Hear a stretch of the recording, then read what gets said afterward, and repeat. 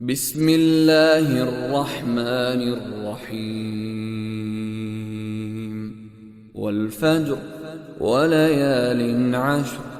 والشفع والوتر والليل إذا يسر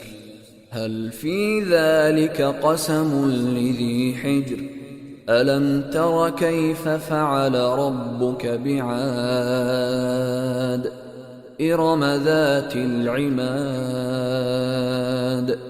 التي لم يخلق مثلها في البلاد وثمود الذين جابوا الصخر بالواد وفرعون ذي الأوتاد الذين طغوا في البلاد فأكثروا فيها الفساد فصب عليهم ربك سوط عذاب إن ربك لبالمرصاد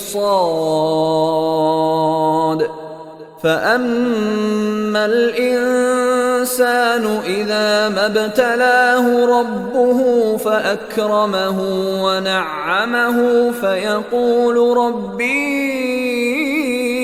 أكرمن وأما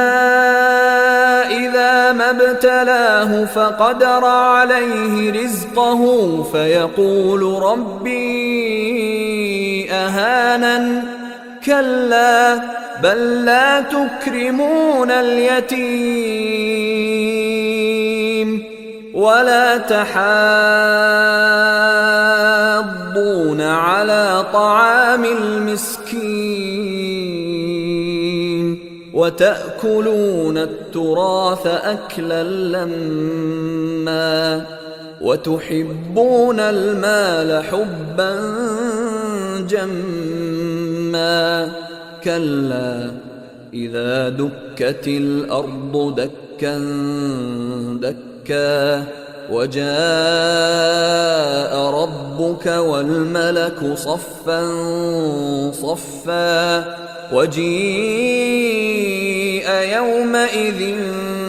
بجهنم يومئذ يتذكر الإنسان وأنى له الذكرى يقول يا ليتني قدمت لحياتي فيومئذ لا يعذب عذابه أحد ولا يوثق وثاقه أحد يا أيتها النفس المطمئنة ارجعي إلى ربك راضية مرضية فادخلي في عبادي